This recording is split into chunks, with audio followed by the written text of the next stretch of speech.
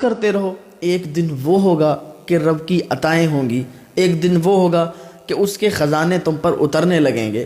لڑکا ایک دن صبح کو اٹھا اور اٹھنے کے بعد جیسے ہی جا رہا تھا ٹہلتے ہوئے، جہاں پر دودھ وغیرہ کے پیالے رکھتا تھا، وہاں پر جب پہنچا تو اس کی آنکھیں پھٹی کی پھٹی رہ گئیں۔ اس کے زبان سے، اس کے منہ سے کوئی الفاظ نہ نکل سکا، اس کی آنکھیں پھٹی کی پھٹی رہ گئیں۔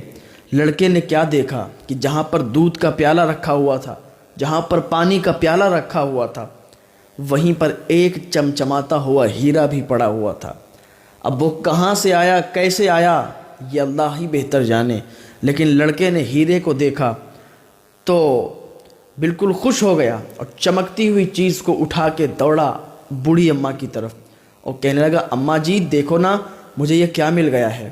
بوڑھی اماں نے دیکھا اس کو بہت غور سے، اور دیکھنے کے بعد کہا، بیٹا مبارک ہو، یہ تو ہیرا ہے، اور ہیرا ایسا کہ اس کی جو قیمت ہے بہت زیادہ ہے۔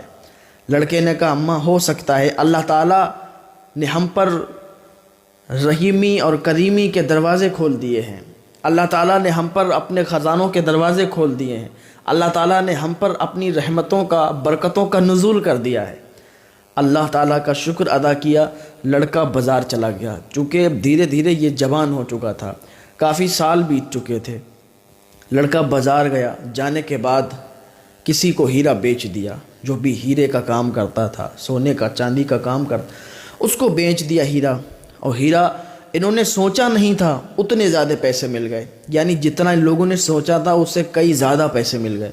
لڑکا ماں کے پاس آیا، ماں خوش ہو گئی، اب بولی کہ اس میں سے آدھا حصہ تم غریبوں میں تقسیم کر دو، آدھا رکھ لو۔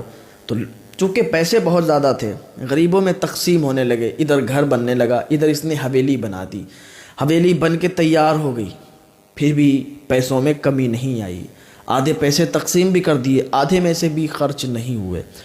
تو اب اس نے ایک پلان بنایا، کہا اماں جی ہم ایسا نہ کریں کہ غریبوں کو اپنے ہی دروازے پر کھانا کھلائیں، اپنی ہی حویلی کے اندر غریبوں کو کھانا کھلائیں۔ جب ہم اس طریقے سے اللہ تعالیٰ کی مخلوق پر رحم کریں گے، بھوکے بندے کھانا کھائیں گے تو وہ اللہ تعالیٰ کا شکر ادا کریں گے اور ہمیں دعائیں دے کے جائیں گے۔ تو اس بوڑھی اماں نے کہا، یہ تو بہت اچھی فکر ہے بیٹا، تم نے بہت اچھا سوچا ہے، ایسا کرو گے تو ثواب کے حقدار بنو گے۔ لڑکے نے کیا کیا، اب لنگر چالو کر دیا، جو بھی آتا تھا لنگر کھا کے چلا جاتا تھا۔